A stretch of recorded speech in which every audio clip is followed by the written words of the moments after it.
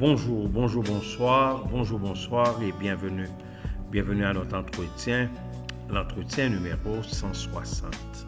Aujourd'hui, je commence mon entretien en utilisant l'un des conseils de l'Ecclésiaste, cet auteur biblique, ce sage, fils du roi prophète David, qui nous propose dans la Bible des discours qui s'ouvrent sur une confession. Je vous parle bien sûr de Salomon, le constructeur du temple de Jérusalem, le roi de sagesse, celui qui a laissé le souvenir d'un roi à la sagesse proverbiale.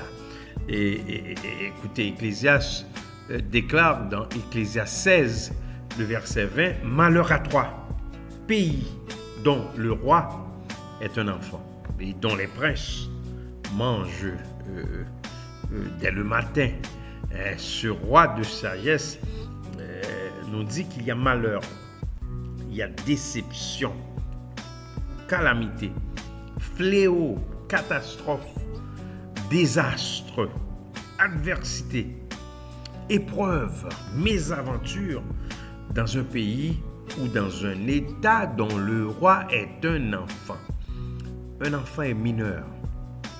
Un enfant est un jeune être humain en cours de développement et dépendant. Il est dépendant. L'enfant est dépendant de ses parents ou d'autres adultes. Et la Convention relative aux droits de l'enfant nous dit ça va de la période humaine allant de la naissance à 18 ans. L'enfant est habituellement quelqu'un qui n'a pas de maturité, il ne peut pas gouverner ni administrer, il ne peut pas diriger.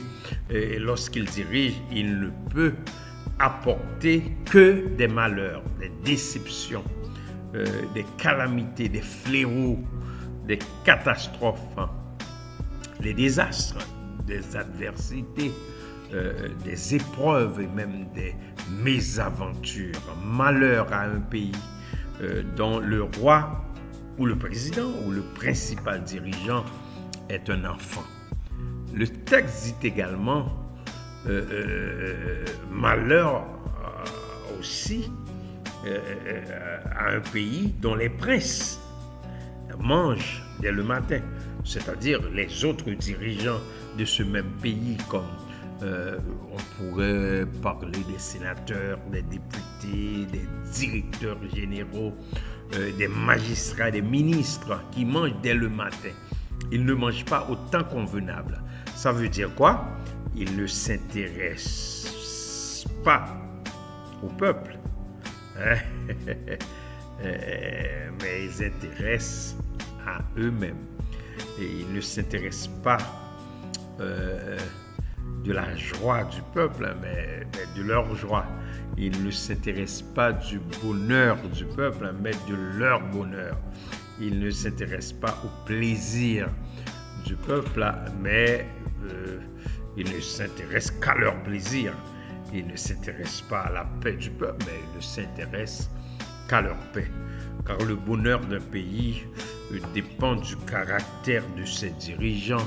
Le peuple ne peut être heureux quand le roi et ses princes sont enfantins, et le peuple ne sera jamais heureux et quand ses dirigeants sont amoureux du plaisir. Il apparaît à ses conséquences néfastes sur le bien-être du peuple.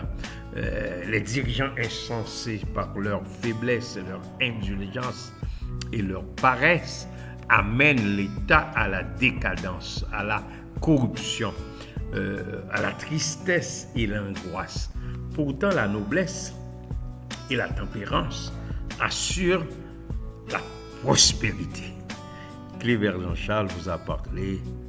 Au revoir et à bientôt.